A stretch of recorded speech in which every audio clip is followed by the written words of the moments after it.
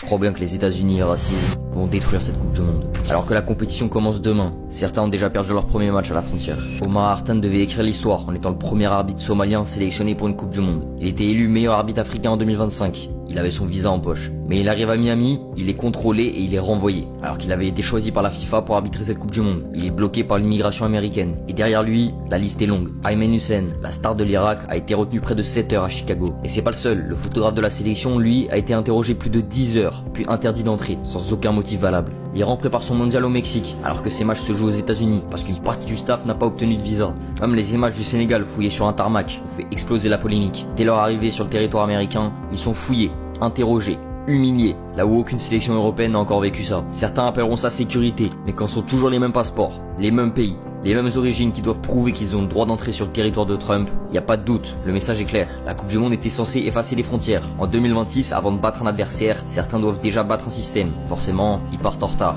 Et ça, c'est déjà une honte. Donc oui, l'Amérique de Trump détruit le football, en plus de rajouter des règles qui ont aucun sens. On va suivre la Coupe du Monde ensemble, alors n'hésitez pas à vous abonner les gars.